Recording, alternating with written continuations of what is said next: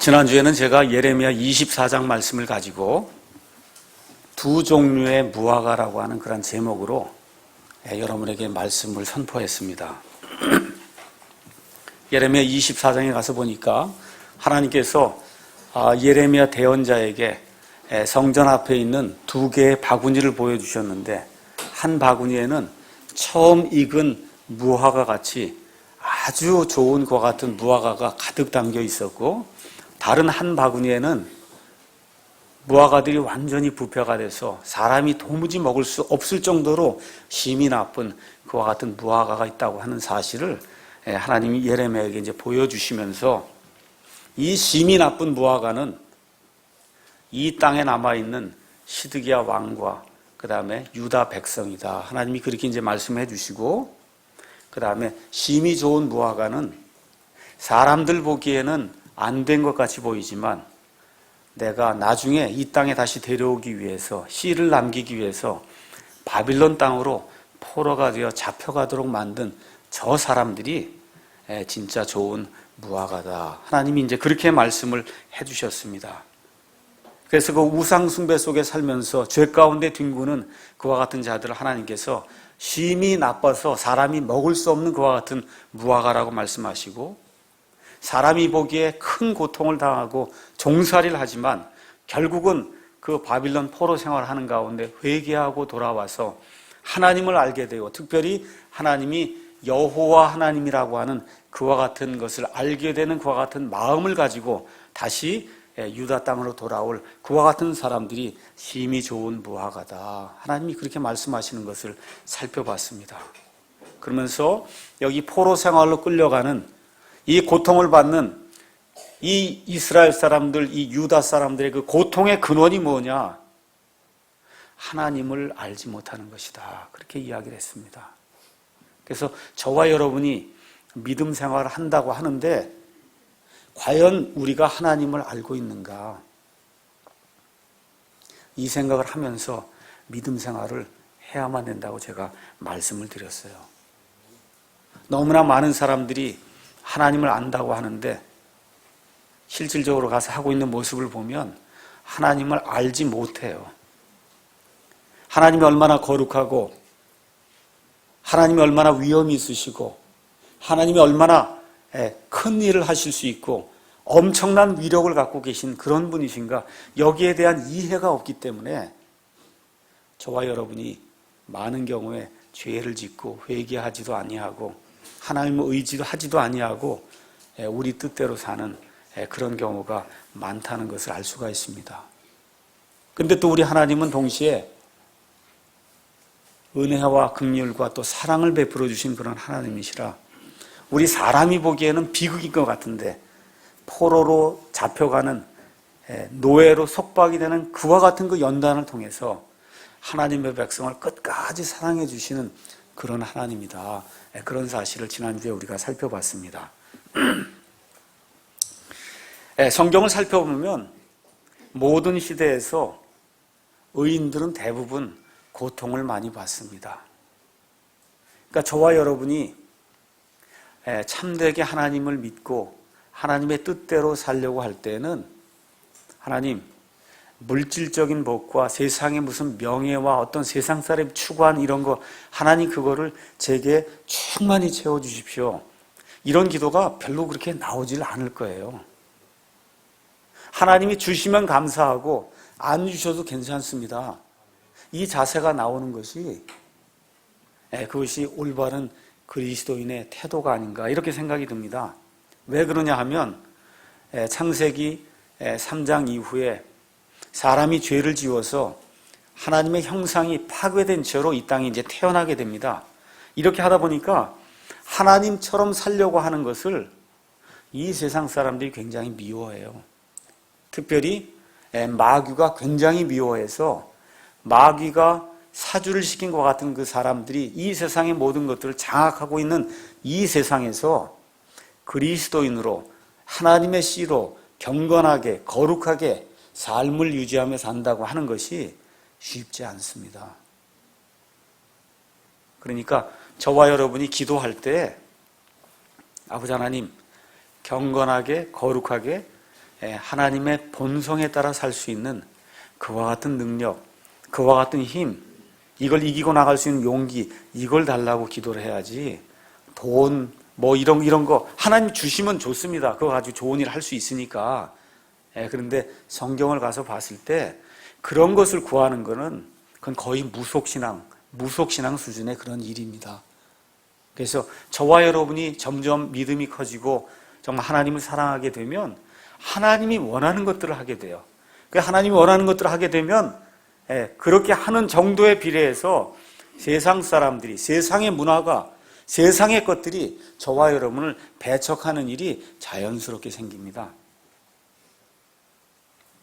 하나님의 말씀과 하나님의 공의와 하나님의 진리와 인간 사이의 의리와 이런 것들을 지키기 위해서 애를 쓰는 사람이 많지 않아요. 호세아서 4장 1절에 가서 보니까 이스라엘 백성과 유다 백성이 하나님의 심판을 받는 그 이유가 그 안에 기록이 되어 있습니다. 그 땅에는 진리도 없고 사람을 불쌍히 여기는, 긍휼히 여기는 그와 같은 심정도 없고 하나님을 아는 그런 지식도 없기 때문에 하나님께서 이 백성과 논쟁을 하신다. 그렇게 기록이 되어 있습니다. 진리도 없고 불쌍히 여기는 긍휼의 심정을 가진 사람도 없고 특별히 하나님을 아는 그런 지식이 그 땅에 없을 때 하나님께서 저주와 심판을 보내신다고 성경이 우리에게 이야기를 하십니다. 제가 누차 말씀드렸지만 역사, 히스토리라고 하는 것은 히즈 스토리예요. 우리 하나님 그분의 이야기입니다. 그래서 이 역사를 인도하는 우리 하나님은 성경 말씀을 통해서 보시면 알지만 전체 대중이나 전체 인류를 통해서 자신의 일을 이루지 아니하시고 몇몇 소수의 정예부대를 통해서 하나님 자신의 일들을 이루십니다. 이와 같은 그 소수 정예부대를 성경적인 용어로는 남은 자라고 이야기합니다. 그러니까 쉽게 말씀드리면 오늘 읽은 말씀 중에 하나님께서 미리 경건한 자들을 남겨놓으시려고 사람들이 보기에는 완전히 안 된 것 같은 비참한 생활에 빠질 것 같은 그런 바빌론 포로 생활로 보내는 저 사람들, 그 사람들 하나님은 남은 자라고 부르시는 거예요. 남은 자.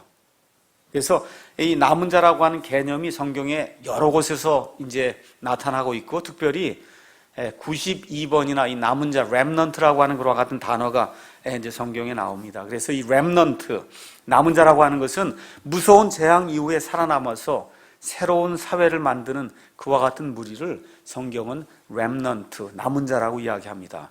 이사야서 10장 20에서 23절에 보면 이와 같은 말씀이 기록이 되어 있습니다. 제가 한번 읽어보겠습니다.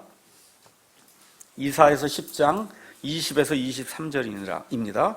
그날에 이스라엘의 남은 자들과 야곱의 집에서 도피한 자들이 다시는 자기들을 친 자를 또 의지하지 아니하고 주 곧 이스라엘의 거룩하신 이를 진리 안에서 의지하리니 남은 자들 곧 야곱의 남은 자들이 강하신 하나님에게로 돌아오리라.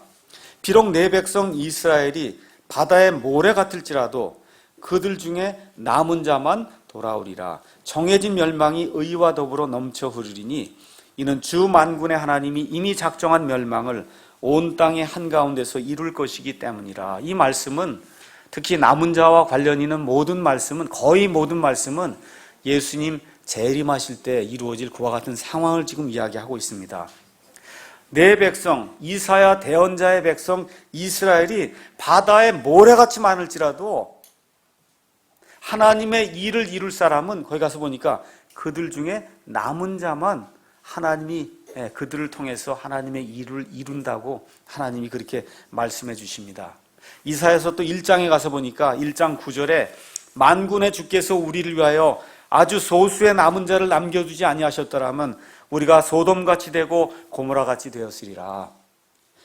이 바빌론의 침공으로 인해서 대부분의 많은 사람들이, 유다 백성들이 죽었어요. 그런데 하나님께서 이미 바빌론 땅으로 소수의 남은 자들을 이렇게 미리 보내셔서 그 안에서 회개하게 하시고 연단과 고통을 통해서 하나님을 제대로 깨닫게 하시고 그 이후에 하나님이 다시 이 땅으로 보내시는 그와 같은 일들이 성경에 이제 기록이 되어 있습니다. 그래서 이 남은 자 사상은 어디서부터 시작이 되냐 하면 구약성경 신명기부터 시작이 됩니다. 그래서 신명기 4장 27절에서 31절, 28장 62절에서 68절, 30장 1절에서 10절 등을 가서 보면 맨 마지막에 이스라엘 백성이 하나님의 그러한 연단 과정을 통해서 다시 저 이스라엘 땅으로 돌아오는 그와 같은 일이 이 안에 기록이 되어 있습니다. 그래서 그 기록된 그와 같은 사람들을 성경은 남은 자라고 이야기합니다. 그래서 이 모세의 말씀을 통해서 하나님께서 남은 자 사상을 성경을 통해서 우리에게 전달해 주시고 그 이후부터 이 남은 자 사상이 계속해서 유다와 이스라엘 역사를 통해서 흘러나오고 있고, 특별히 대언서로 넘어가셔서 이사야, 예레미야, 그 다음에 여기 에스겔, 그 다음에 이 말라기라든지 이와 같은 여러 그런 대언자들의 그 말씀들을 통해서 이 백성이 이렇게 많을지라도 이 백성이 다 내 백성이 아니다. 아브라함에게서 태어난 자들이 하늘의 모래가, 하늘의 별같이 바다의 모래같이 많을지라도 이 사람들이 다 구원받는 게 아니다. 그 가운데서 남은 자들만, 하나님의 뜻대로 살기를 원하는 그런 자들만, 하나님의 뜻대로 영과 진리로 하나님을 올바로 알고 하나님께 경배하는 자들만 내 백성이 된다. 그들을 가지고 내가 나중에 천년왕국을 이루고 그들을 가지고 이 땅에서 영원토록 하나님의 백성을 남기시겠다고 우리 하나님이 말씀해 주십니다. 그래서 아모스라든지 그 다음에 이사야, 그 다음에 제가 말씀드린 호세야, 여러 종류의 그런 그 대언자들의 그 말씀을 통해서 하나님이 계속해서 말씀하시는 그런 내용은 온 이스라엘이 몽땅 다 구원받는 것이 아니라, 비록 이들이 종교생활하고 지금식으로 얘기하면 11절 드리고 교회 와서 헌금하고 주일 성수를 하고 평생 교회를 다녀도 다 구원받는 것이 아니라 남은 자만 구원받는다는 거예요. 그 남은 자는 예수님의 피 안에 들어간 사람들이면 다 남은 자입니다. 뭐 어떤 특별한 행위를 해서 남은 자가 되는 것이 아니라 지금 이 시대에는 우리 주 예수님만 믿습니다. 그분 외에는 다른 해결책이 없습니다 하고 예수님만 신뢰하는 그 사람들을 성경은 남은 자라고 이야기합니다. 그래서 이 남은 자들은 신구약 성경을 통해서 살펴보면 하나님 때문에 고통을 당하고 또 그러는 가운데 하나님께 반역하는 그런 자들 향해서 회개할 것을 촉구한 그와 같은 사람들이었습니다. 그래서 신약 성경을 가서 보시면 로마서 11장에 가서 한번 잠깐 보겠습니다. 로마서 11장에 가서 보시면 사도 바울이 이스라엘 민족에 대한 그와 같은 이야기를 하면서 예수님 재림하실 때 맨 마지막 시대, 예수님 재림하실 날이 이제 얼마 남지 않았습니다. 지금 이스라엘 백성이 1948년도에 저 땅에 들어가서 지금 성전을 지을 것 같은 채비를 다 갖춰놓은 그런 상태예요. 이런 상태에서 이제 아마겟돈 전쟁이 열리고 이스라엘을 포위하면서 온 나라 사람들이 이스라엘을 공격하려고 올라가는 그 순간에 이스라엘 백성이 전체적으로 하나님께 돌아오는 그와 같은 일이 이제 생기게 되는 그 사건을 이야기하면서 그때에도 이스라엘 백성 중에 남은 자들만 하나님이 구원하신다고 하는 그와 같은 내용이 그 안에 기록이 되어 있습니다. 11장 2절, 하나님께서 자신이 미리 하신 자신의 백성을 버리지 아니하셨나니 너희가 성경 기록이 엘리야에 대해 말하는 것을 알지 못하느냐. 그가 이스라엘을 대적하며 하나님께 중보하여 이르되 주여 그들이 주의 대언자들을 죽이고 주의 제단들을 파헤쳤으며 나만 홀로 남았거늘 그들이 내 생명도 찾나이다 하니, 엘리야 대언자 시대에 모든 사람들이 우상 숭배하고 하나님을 배반하고 떠날 때 엘리야가 가만 보니까 하나님, 저만 홀로 남아서 하나님을 찾습니다. 그랬더니 하나님이 뭐라고 말씀하세요? 4절, 그에게 주신 하나님의 대답이 무엇라 말하느냐? 내가 나를 위하여 바알의 형상에게 무릎을 꿇지 아니한 사람 7,000명을 남겨두었노라 하나니, 하나님의 말씀이 뭐라 그래요? 너만 있는 것이 아니라 너 외에도 바알에게 무릎을 꿇지 아니한 사람 7,000명의 남은 자들이 있다. 다 같이 5절 말씀 읽겠습니다.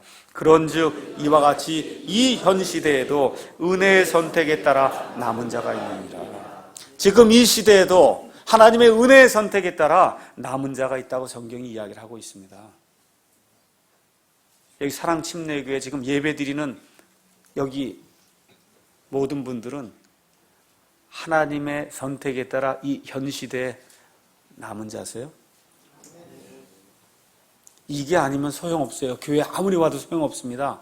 하나님의 은혜로, 하나님이 거저 주시는 그 하나님의 은혜로, 예수 그리스도의 보혈의 공로로 거듭나서 이 남은 자의 반열에 들어가지 아니하면 그러면 아무 소용이 없어요.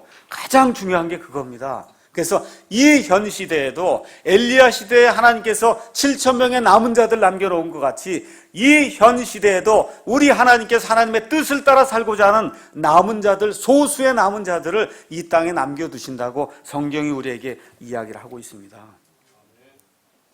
우리 예수님이 이 땅에 오셔서 3년 반 동안의 공생의 사역을 하셨어요. 우리 예수님이 사랑하시고 우리 예수님이 심려를 기우시며 우리 예수님이 모든 것들을 가르쳐주신 그 사람들 일반 대중이 아닙니다. 종교 지도자들이 아니에요. 어떤 사람들이냐? 그 사람들에 대한 모습이 마태복음 5장에 기록이 되어 있습니다. 마태복음 5장에 가서 보시면 하나님의 뜻대로 살고자 하는, 쉽게 얘기하면 하나님의 소수의 남은 자들 위해서 우리 예수님께서 주시는 축복의 말씀이 그 안에 들어있습니다. 그분께서 입을 열어 그들을 가르쳐 이르시되 영이 가난한 자들은 복이 있나니 하늘의 왕국이 그들의 것이기 때문이요, 애통하는 자들은 복이 있나니 그들이 위로를 받을 것이기 때문이요, 온유한 자들은 복이 있나니 그들이 땅을 상속받을 것이기 때문이요, 의에 줄이고 목마른 자들은 복이 있나니 그들이 배부를 것이기 때문이요. 10절 다 같이 읽겠습니다. 의로 인하여 핍박받는 자들은 복이 있나니 하늘의 왕국이 그들의 것이기 때문이라. 나로 인해 사람들이 너희를 욕하고 핍박하며 너희를 대적하여 거짓으로 온갖 종류의 악한 것을 말할 때 너희에게 복이 있나니 기뻐하고 크게 즐거워하라. 하늘에서 너희 보상이 크니라. 그들이 너희 전에 있던 대언자들도 이같이 핍박하였느니라. 여기 나와 있는 이 팔복에 우리 예수님께서 허락해 주신 이 아름다운 8가지의 그 축복이 여기 앉아서 예배드리는 우리 사랑 침례교회 성도들에게 영원히 임하기를 주님의 이름으로 축원합니다. 이 말씀이 누구에게 주어졌느냐? 남은 자들에게만 주어지는 거예요. 남은 자들에게만 주어지는 겁니다. 의로 인해서, 하나님의 말씀으로 인해서, 진리로 인해서, 예수 그리스도의 그 보혈의 십자가의 공로로 인해서 마음이 갈급한 사람, 심령이 애통하는 그런 마음을 가진 사람, 이런 사람을 하나님이 사랑하시고 하나님이 이 땅에서 이기고도 남을 수 있는 그와 같은 능력을 주신다고 성경이 이야기를 하십니다. 그래서 오늘은 좋은 무화과의 복이다. 좋은 무화과는 남은 자거든요. 그래서 좋은 무화과의 복이라고 하는 그와 같은 설교 제목을 가지고 하나님께서 남겨주신 이 남은 자를 어떻게 하나님께서 축복해 주시는가, 어떻게 하나님께서 그들에게 은혜를 베푸시는가, 이 내용을 예레미야 24장 4절에서 7절 말씀을 통해서 함께 나누고자 합니다.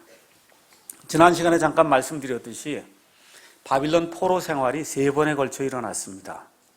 그래서 여기 예레미야 24장에 나와 있는 말씀은 2번째 포로로 끌려갈 때, 다시 말씀드려서 여호야긴 왕이 포로가 되어 끌려가면서 약 10,000명의 포로들과 함께 바빌론으로 이제 끌려갈 때, 이 상황에 대해서 지금 예레미야 대언자가 말씀을 하는 그와 같은 대목이 안에 기록이 되어 있습니다. 저는 6.25 사변을 겪지 못했지만 제 아버지를 통해서 6.25 사변 때 얼마나 많은 어른들이 고통을 당했는지 이야기를 들어서 어느 정도 이해하고 있습니다. 거제도에 놀러 갔을 때도 저희 아버지를 생각하면서 그 거제도 수용소에서 지금식으로 얘기하면 이렇게 한겨울에 양말 하나 신지 못하고 그러면서 엄청난 그런 고통들 당한 그런 일들이 있거든요. 지금부터 약 2500년 전에 유다 백성이 하나님의 말씀을 듣지 않을 때 하나님께서 일찍부터 일어나서 대언자들 보내서 그렇게 경고를 줘도 듣지 않으니까 결국은 하나님께서 남은 자를 남기시기 위해서 이 사람들을 바빌론의 포로로 잡혀가도록 그렇게 만드는 그와 같은 상황이 이 안에 기록이 되어 있어요. 얼마나 수치가 되고 얼마나 저주가 되는 그와 같은 상황일까? 여러분 한번 생각해 보세요.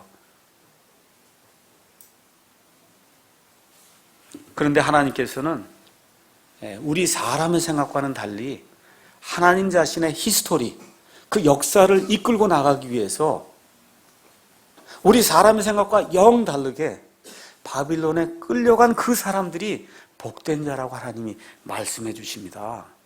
그 사람들을 남은 자라고 말씀해 주시고 좋은 무화과라고 말씀하시면서 그 남은 자들을 그 땅에서 고통과 연단을 통해서 하나님이 뒤바꿔 놓으신 그 이후에 70년이 지난 이후에 다시 그 땅으로 돌려보내는 그와 같은 일이 성경에 기록이 되어 있습니다.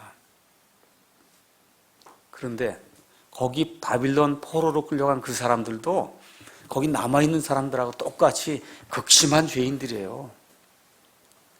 저와 여러분 구원받았지만 저 밖에 있는 믿지 않는 사람들하고 똑같이 극심한 죄인, 똑같은 죄인입니다.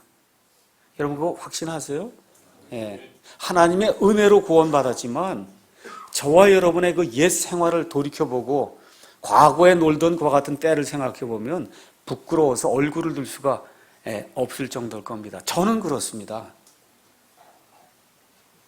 그 땅에 그대로 머물면 그 땅에 남아있는 그 사람들하고 동화가 돼서 똑같이 우상 숭배하고 잡신들을 섬기고 하나님을 두려워하지 않기 때문에 우리 하나님께서 아예 떼서 그 땅을 떠나서 아예 이방 사람들한테 가서 이방 사람들이 돌과 나무를 섬기는 거 한번 가서 보고 아주 철저히 학습을 하고 그리고 돌아오라고 하나님이 사람들을 남은 자로 그 땅에서 내쫓으셨습니다. 이 내쫓으시면서 우리 하나님은 언약을 기억하시는 하나님이에요. 하나님의 이름이 여러 가지가 있어요. 엘로힘이라고 하는 이름도 있고 여호와라고 하는 이름도 있고 여러 이름이 있는데 특별히 여호와라고 하는 그 이름은 이스라엘 백성을 향한 하나님의 이름이에요. 이스라엘 백성에게 우리 하나님께서 여러 개의 언약을 주셨습니다. 그래서 여호와 하나님 얘기하면 언약을 지키시는 하나님, 그렇게 저와 여러분이 이해하시면 됩니다. 하나님께서 갈대아 땅에 이 사람 지금 포로 생활 갔는데 그 포로 생활 갈 때 그 장소가 어디냐? 하나님이 처음에 이스라엘 백성의 조상이 됐던 아브라함을 불러냈던 그 땅이 갈대아 땅, 바빌론 땅이에요. 거기서 하나님이 이 아브라함을 불러내셔서 이 가나안 땅으로 불러내시면서 아무것도 알지 못하는 그런 상태에서 이 사람을 불러내시면서 내가 내게 이 땅을 영원토록 주겠다. 내 씨를 하늘의 별같이 바다의 모래같이 많이 만들어주겠다는 그와 같은 언약의 말씀을 주셨는데 하나님이 그 언약의 말씀을 주시고 이 백성을 완전히 소멸시키시면 그럼 언약의 하나님이 될 수가 없거든요. 그래서 하나님의 언약을 기억하시는 거예요. 그래서 아브라함에게 주셨던 그 언약을 기억하시고 또 우리 하나님께서 다윗 왕을 통해서 또 하나님의 언약을 주셨어요. 내 씨에서 메시아가 나온다고 하는 그와 같은 말씀의 언약을 주셨기 때문에 우리 하나님이 반드시 남은 자를 이 땅에 남겨두셔야만 되는 겁니다. 그래서 이 언약들을 이루기 위해서는 이 백성이 정결한 백성이 돼야 되는데 이 유다 땅에 그대로 남아있으면 온 세상 모든 사람이 걸어가는 우상 숭배의 길로 걸어가서 그래서 하나님의 뜻을 이룰 수가 없기 때문에 우리 하나님께서 분리되도록 바빌론 포로 생활을 이들에게 이제 허락을 하십니다. 그래서 70년 동안 이 사람들이 강제 이주가 돼서 그래서 바빌론 땅에 가서 종살이를 하는 그와 같은 모습이 성경에 기록이 되어 있습니다. 우리가 신구약 성경을 읽으면서 조심해서 늘 봐야 될 그런 대목이 있어요. 그것은 뭐냐 하면 저와 여러분이 이 세상에서 살지만 이 세상에 속해서는 안 된다는 거예요. 저와 여러분이 육신을 갖고 있기 때문에 지금 식으로 얘기하면 21세기에 한국 땅에 여기 와서 지금 살고 있습니다. 다른 한국 사람들하고 섞여서 지금 살고 있어요. 그런데 예수 믿지 않는 사람들하고 똑같이 살면 안 된다는 거예요. 그렇게 사니까 어떤 일이 발생해요? 하나님의 저주가 생겨서 이 사람들이 종살이하는 것 같은 일이 생긴다고 성경이 우리에게 누누이 이야기하고 있는 겁니다. 우리 다 같이 고린도후서에 있는 말씀을 잠깐 보도록 하겠습니다. 고린도후서 6장에 가서 보니까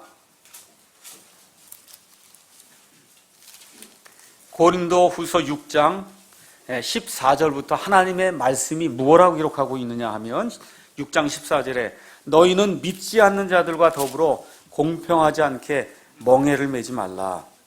의가 불의와 무슨 사귐을 갖겠느냐?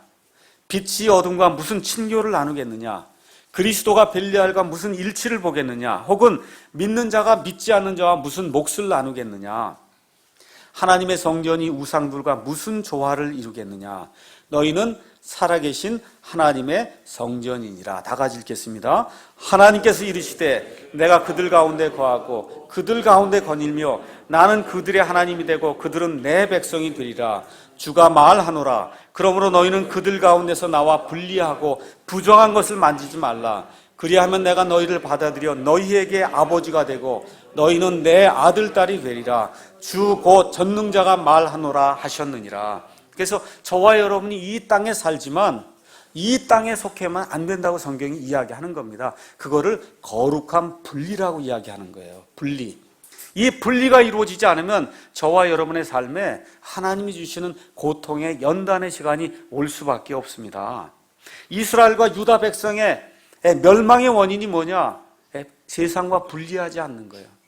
하나님께서 이스라엘 백성을 불러내셔서 가나안 땅에 집어넣으시고 그래서 이 이스라엘 백성을 통해서 그 주변에 있던 많은 이교도 국가들이 정말 하나님을 진실하게 섬기는 것이 이런 것이구나 하는 것을 보여주기 위해서 이스라엘 백성을 그 땅에 보내셨는데 이스라엘 백성이 오히려 그 주변에 있는 우상을 섬기는 그런 그 국가들의 그 풍습을 받아들여서 우상을 섬기는 데 앞장을 쓰다 보니까 하나님께서 이대로 두고 볼 수 없다 하니까 어떤 일이 생겨요? 심판과 저주가 임한다고 성경이 우리에게 이야기하는 겁니다.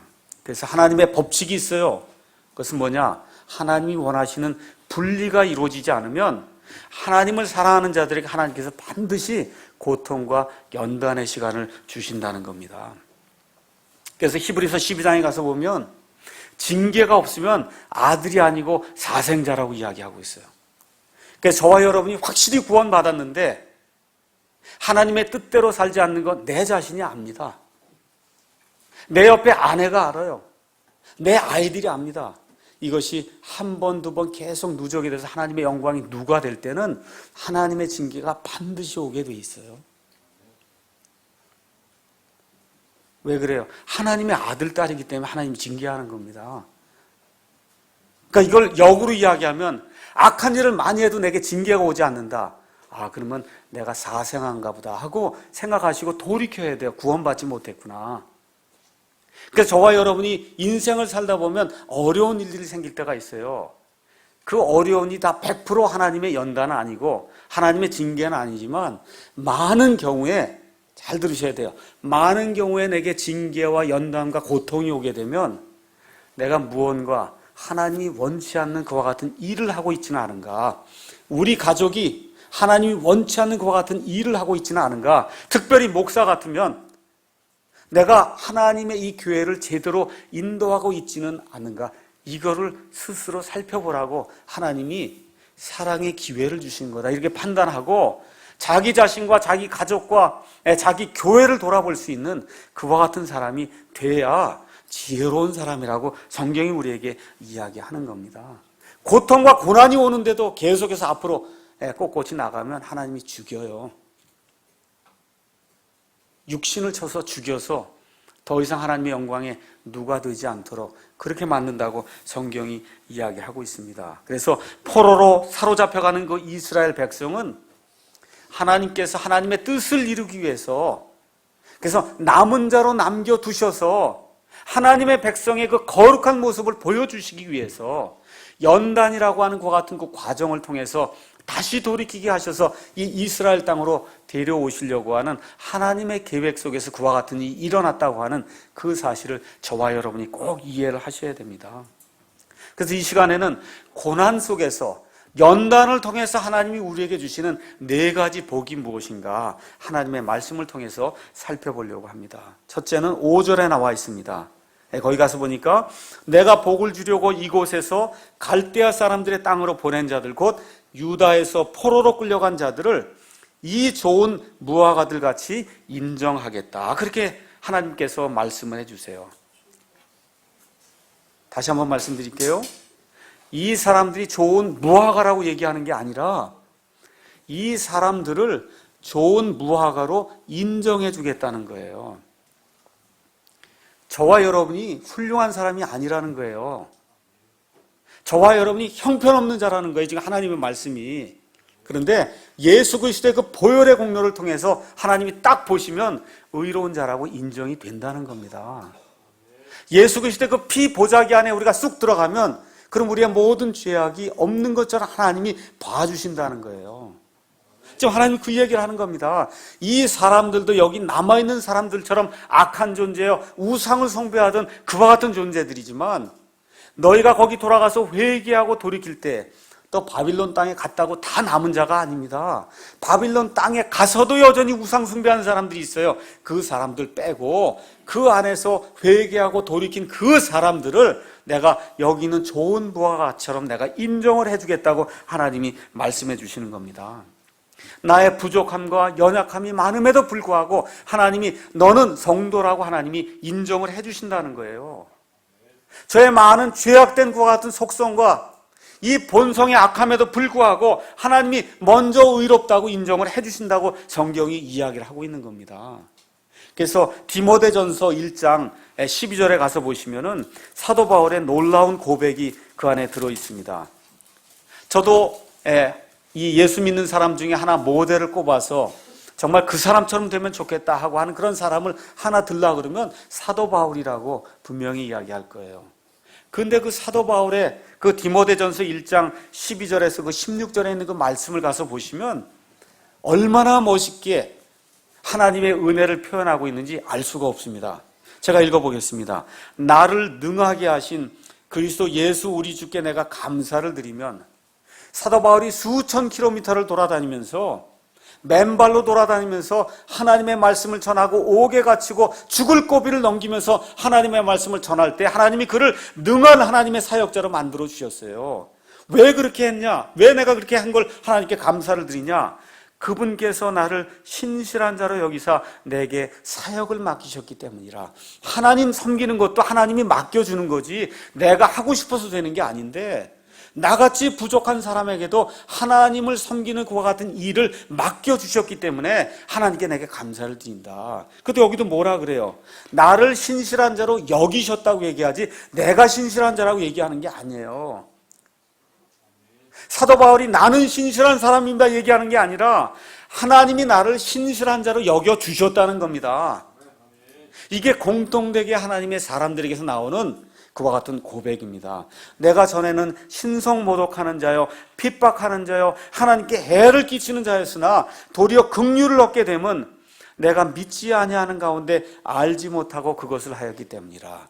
예수님, 그 그리스도 그 예수님을 알기 전에 많은 종교적 열심을 가지고 많은 핍박을 행하고 그 한 것 내가 알지 못해서 행한 것 하나님이 그걸 아시고 용서해 주셨다.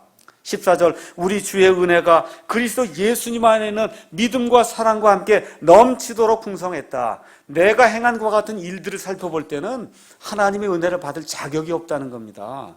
그럼에도 불구하고 하나님께서 나를 신실한 사역자로 여겨주시고 내게 사역을 맡겨주셨다. 15절 같이 읽겠습니다. 이것은 신실한 말이요 온전히 받아들이게 합당한 말이니 곧 그리스도 예수님께서 죄인들을 구원하시려고 세상에 오셨다는 말이로다. 죄인들 중에 내가 우두머리니라. 얼마나 멋있어요.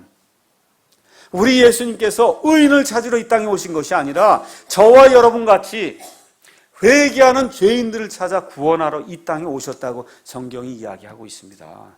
근데 사도 바울이 자기의 그 옛날 과거를 돌이켜 보니까 나는 죄인 중에 우두머리요. 그때도 그렇고 지금도 그렇습니다. 하고 지금 현재형으로 지금 이야기를 하고 있는 겁니다. 얼마나 멋있어요. 이와 같은 사람이 되라고 하나님이 우리를 이 땅에 남은 자로 남겨놓으시는 겁니다.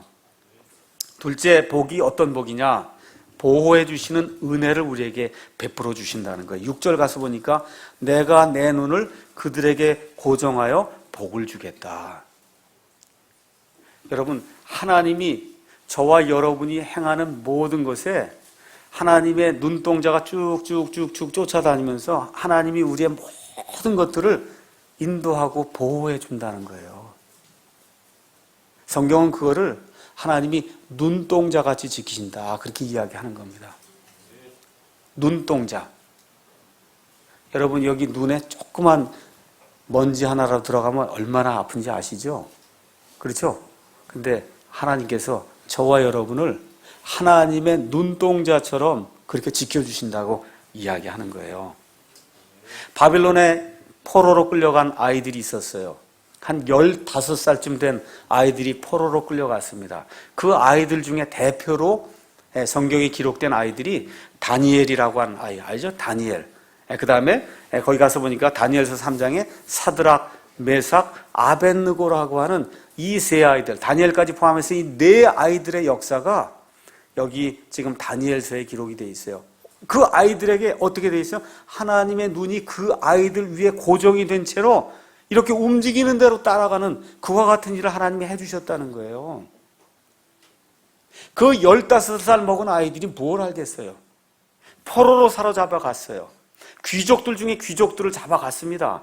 거기서 이 바빌론 왕 느부갓네살이 이 아이들을 훈련시켜서 자기를 잘 섬길 수 있는 그와 같은 종들로 만들기 위해서, 그래서 이 학문을 가르쳐 줄 수 있는 그와 같은 스승들을 그들에게 붙여주고, 또 바빌론의 문화를 가르쳐주고 바빌론의 종교를 가르쳐주고 그 종교에 따라 행하도록 그렇게 강요를 했습니다. 다니엘서 1장에 가서 보니까 이 다니엘과 그 세 아이들은 왕이 주는 부정한 음식으로 내 몸을 더럽게 하지 않겠다고 하나님 앞에 약정을 하고 작정하는 것과 같은 모습이 그 안에 기록이 되어 있습니다. 그때 하나님께서 그들에게 지혜를 주시니까 나중에 3년 동안의 그와 같은 테스팅 기간이 끝난 이후에 사로잡아온 그런 모든 아이들, 바빌론에 있는 모든 술사들하고 이 아이들을 비교해 보니까 이 아이들이 바빌론에 있는 모든 사람들보다 10배는 지혜로운 그와 같은 아이들이 됐다고 성경이 이야기하고 있어요. 왜 그래요? 하나님의 눈이 그들 위에 고정이 된 채로 그들을 쫓아다니면서 그들을 보호해 주실 때 이와 같은 일이 생긴다고 성경이 우리에게 이야기하는 겁니다. 다니엘서 3장에 가서 보니까 바빌론 왕이 한 30m나 되는 그와 같은 형상을 세웠어요. 30m는 이 빌딩이 12층이니까 한 10층이나 되는 그와 같은 빌딩 높이에 큰 형상을 세우고는, 그리고 나팔 소리가 날 때 누구든지 다 여기에 엎드려서 경배하라고, 경배하지 않는 자는 다 용광로 불 속에 집어넣겠다고 왕이 명령을 하게 될 때 사드락과 메삭과 아벳느고가 하나님의 말씀을 따라 우상에게 경배하지 않는 놀라운 용기를 보여주는 그와 같은 내용이 그 안에 기록되어 있습니다. 느부갓네살이 회유를 합니다. 지금이라도 나팔 소리가 울릴 때 너희가 경배하면 내가 용서하겠다. 사드락과 메삭과 아벳느고가 뭐라 그래요? 우리는 그렇게 할 수가 없습니다. 우리 하나님이 우리를 구출해 주실 줄로 우리는 믿습니다. 그리고 또 뭐라 그래요? 그리하지 아니하실지라도 우리는 이 우상에게 경배할 수가 없습니다. 하나님의 눈이 그들 위에 고정돼서 그들을 지켜주실 때 그들을 영광 속에 집어넣었지만 하나님의 아들 예수님이 나타나셔서 그 세 아들과 함께 그 안에서 춤을 추며 돌아다닌 그런 모습을 보게 될 때 이 느부갓네살 왕이 온 천하의 하나님은 이분 하나님뿐이 없구나 하는 것을 알 수 있도록 하나님이 그렇게 만들어 주셨어요. 다니엘서 6장에 가서 보면 이 다리오 시대에 다니엘이 너무나 똑똑하게 되고 훌륭한 사람이 되니까 나머지 사람들이 이 다니엘을 미워해서 어떻게 하든지 이 다니엘을 침몰시키려고 애를 쓰는 것 같은 대목이 나오지 않습니까? 30일 동안 왕 외에 다른 신에게 기도하거든 그 사람은 사자굴 속에 집어넣도록 왕께서 조서를 내려주시기 바랍니다. 근데 성경 가서 보니까 뭐라 기록이 되어 있어요? 그 조서가 떨어진 이후에도 다니엘은 늘 하던 방식대로 하루에 3번 예루살렘을 향해서 하나님께 기도했다. 성경이 그렇게 이야기하고 있습니다. 그때 사자굴 속에 그를 던져 넣었지만 하나님의 천사들이 그를 보호해 주셔서 사자들의 입을 막아놓은 그런 상태가 되니까 그 다음날 다리오가 왔을 때 다니엘이 살아있는 것을 보고 또 어떻게 해요? 온 천하에 다니엘이 섬기는 그와 같은 하나님 같은 그런 하나님은 없다고 이 이방 나라의 왕이 인정할 수 있도록 하나님이 그렇게 만들어 주셨어요. 오늘 우리 교회에 21명의 아이들이 졸업하는 A와 같은 좋은 경사가 생겼습니다. 우리 아이들이 하나님께서 눈동자처럼 지켜주시는 그런 아이들이 되기를 하나님의 이름으로 축원합니다. 이 세상이 얼마나 악하고 더러운지 알 수가 없어요.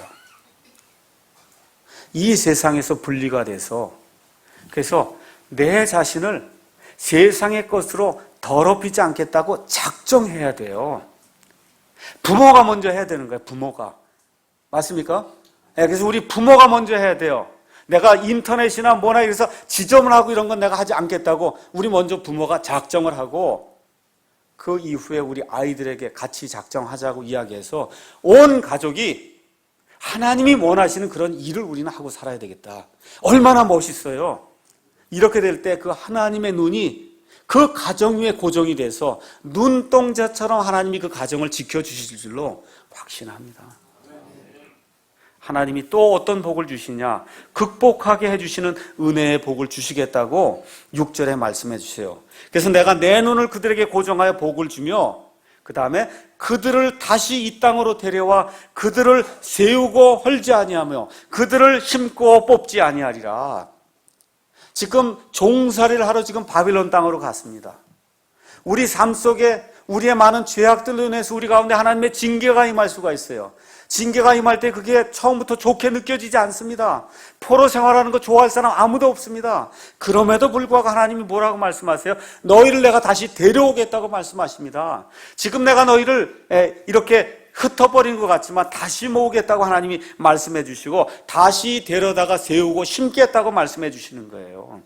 그래서 하나님께서 내 자신의 계획을 이루기 위해서 이 사람들 다시 단련시키고 연단시키고 회개시킨 이후에 이 땅에 다시 데려오겠다고 하나님께서 말씀해 주시고, 결국 70년이 끝난 이후에 우리 하나님께서 이 약속의 말씀에 따라서 스룹바벨과 에스라와 느헤미야 인도를 통해서 그 유다 백성을 다시 유다 땅으로 돌려보내시는 그와 같은 아름다운 일이 성경에 기록이 되어 있습니다. 하나님께서 이루고자 하시는 그 메시아를 이 땅에 데려오시기 위해서 하나님께서 그로부터 약 400~500년 이후에 이 유다 땅 베들레헴에서 예수님이 탄생하도록 하나님께서 만들어주세요. 누구를 통해서? 남은 자들 중에 그 씨를 통해서 하나님이 만들어주시는 겁니다.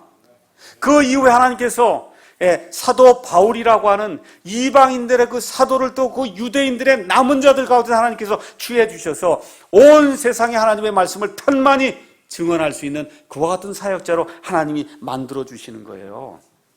우리 민족이 약 5,000년 됐다고 자랑하지만 실질적으로 하나님 안지는 이제 100년이 안 됐습니다.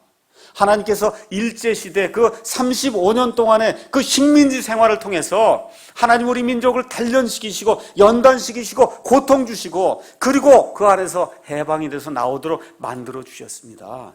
이 과정을 통해서 하나님이 이 땅에 있는 이 남은 자들 통해서 이루고 싶으신 것이 있는 거예요. 그걸 저와 여러분이 이해하고 이 땅에 내가 왜 살고 있는가 늘 자문하며 살아야 되는 겁니다. 하나님께서 지금부터 약 20년 전에 이 땅에 바른 성경을 주시기로 계획하시고 바른 성경을 번역할 수 있는 그와 같은 일들을 시작하게 하셔서 약 12~13년 전에 이 땅에 바른 성경이 출현하게 해주시고, 이 성경에 따라 바른 교리가 확립이 되고, 이 성경에 따라 바른 구원이 선포가 되고, 이 성경에 따라 바른 교회가 무엇인가 사람들에게 알려줄 수 있는 그와 같은 기회를 우리에게 허락해 주셨습니다. 여러분 그 사실을 믿으십니까? 이 교회가 그 일을 감당할 수 있는 그런 교회가 될 수 있도록 저와 여러분이 애를 쓰고 하나님께 은혜를 간구해야 됩니다. 지금 북한의 핵 문제 때문에 많은 사람들이 두려워해요. 그래서 저는 마음속으로 그것도 하나님의 뜻이라고 믿습니다. 이 백성이 계속해서 죄악의 길을 가고 대형교회 목사들이 계속해서 저와 같이 악한 일들을 행할 때 하나님이 어찌 그걸 그대로 두겠습니까? 그래서 저와 여러분이 기도해야 될 것은 목사들이 회개하고 교회가 회개하고 하나님께로 돌아올 것, 그걸 위해서 기도해야 되고, 올바른 성경이 정착이 되고 하나님의 올바른 구원의 메시지가 선포가 되며 하나님의 올바른 교회가 성립이 될 수 있도록 저와 여러분이 기도하라고 하나님께서 이와 같은 연단의 기회를 주신다고 믿는 겁니다. 그래서 걱정할 거 없어요. 하나님이 처리하실 줄로 믿습니다. 그래서 세상 일은 세상의 지도자에게 맡기고 저와 여러분 기도하고 오늘 해야 될 사과 한 그루를 오늘 심어야 되는 겁니다. 그래서 그 일을 위해서 저와 여러분이 애를 쓰게 될 때 하나님께서 우리 이 땅에 남아있는 자들을 통해서 하나님이 이루고자 하신 하나님의 일들을 우리 세대에 이루실 줄로 확신합니다. 그래서 하나님은 여기 1318 여기 신앙 멘토스쿨에 가서 보시면 틴데일이라든지 마틴 루터라든지 정말 마틴 로이드 존스라든지 정말 좋은 것 같은 그 하나님의 사역자들을 계속해서 시대마다 남겨주셔서 남은 자들을 각성하게 하시고 남은 자들에게 은혜를 베풀어 주시고 계속해서 하나님의 일들을 감당할 수 있도록 그렇게 만들어 주세요. 그래서 오늘 여기 사랑침례교회 여기 남아있는 이 성도 여러분들이 나는 하나님께서 이 땅에 마지막으로 남겨주신 하나님의 남은 자구나 이렇게 생각을 하시고 내가 하나님의 남은 자로서 어떤 일을 해야 될 것인가, 하나님이 기뻐하시는 어떤 일을 해야 될 것인가, 늘 이거를 마음속으로 생각하면서 질문하면서 살아가는 저와 여러분이 되어야 됩니다. 넷째, 어떤 또 복을 주시냐? 마음을 변화시키는 그와 같은 복을 주신다 하고 7절에 말씀하고 있습니다. 내가 그들에게 나를 아는 마음과 내가 주인 줄 아는 마음을 주리니 그들은 내 백성이 되고 나는 그들의 하나님이 되리라. 그들이 자기들의 온 마음으로 내게 돌아오리라. 유다 백성과 이스라엘 백성의 가장 근본적인 문제는 마음의 문제예요. 예레미야 17장 9절에 마음은 모든 것보다 거짓되고 극도로 사악하니 누가 그 마음을 알 수 있으리요. 성경이 그렇게 이야기하고 있습니다. 극도로 사악하다고 하는 얘기는 고칠 수 없다는 거예요. 사람의 힘으로 고칠 수 없다는 겁니다. 저와 여러분의 노력으로 고칠 수 없다는 거예요. 다만 하나님께서 우리에게 부드러운 마음을 주실 때 아멘 할렐루야 하고 하나님의 그 주시는 마음을 받아들여서 우리의 마음으로 삼을 때 저와 여러분이 하나님이 기뻐하시는 그와 같은 일들을 감당할 수 있다는 겁니다. 마음은 영어로 hurt예요. 그래서 영어로는 마음도 되고 심장도 돼요. 그 이스라엘 백성의 마음이 이 심장이 살같이 부드러워야 되는데 이 심장이 돌같이 딱딱하게 됐다는 거예요. 그러니까 하나님이 어떻게 해주는 거예요? 심장 이식 수술을 해주신다는 거예요. 이 바빌론 포로 생활을 통해서 돌같이 딱딱한 심장을 잘라내고 그리고 어떻게 돼요? 살같이 부드러운 심장을 그들에게 탁 넣어주니까 그때부터 피가 제대로 돌기 시작한다 그런 얘기입니다. 지금 신약시대 이야기로 이야기하면 예수님의 보혈의 공로로 말미암아 저와 여러분이 1차 심장수술을 받았다 그 얘기입니다. 그래서 이제부터 피가 돌기 시작해 예수님의 피가 돌기 시작하는데 살다 보니까 이게 자꾸 막히거든요. 그 일을 성령님의 은혜를 통해서 자꾸 성령님의 충만함을 통해서 이 피가 막히는 것을 자꾸 뚫어내는 그와 같은 일이 우리 삶 속에 있어야 된다고 성경이 이야기를 하고 있는 겁니다. 이 피가 제대로 돌아야 돼요. 예수 그리스도의 피가 특별히 교회 안에 제대로 순환이 될 때 그때 하나님이 원하시는 그런 일들을 할 수 있는 거예요. 이 피가 그냥 죽은 상태로 이렇게 있으면 썩어서 아무 일도 하지 못합니다. 여러분 심장수술 받으셨어요? 이 마음이, 이 심장이 여러분 살처럼 이렇게 만져보세요. 이 살처럼 부드러워요, 여러분. 이 심장이 이게 좀 부드러워야 돼요. 이 돌처럼 딱딱하면 희망이 없어요. 근데 우리 하나님 뭐라 그래요? 이 돌처럼 딱딱한 마음을 내가 제거하고 살처럼 부드러운 심장, 마음을 주겠다는 거예요. 줘도 안 받으면 소용이 없어요. 받는 건 저와 여러분이 해야 되는 겁니다. 맞습니까? 하나님이 주실 때 아멘 할렐루야 하고 그 마음을 받아들이고 예수님의 그 마음을 갖게 될 때 하나님이 원하시는 그와 같은 일들을 우리가 감당할 수 있다는 겁니다. 결론의 말씀 드리겠습니다. 이 땅에서 저와 여러분이 남은 자로 살고 있어요. 믿습니까, 여러분? 남은 자로 살고 있어요. 그럼에도 불구하고 언제나 죄 가운데 살고 있어요. 이 죄악이 심각해질 때 하나님 우리에게 징계와 고통을 줄 수가 있습니다.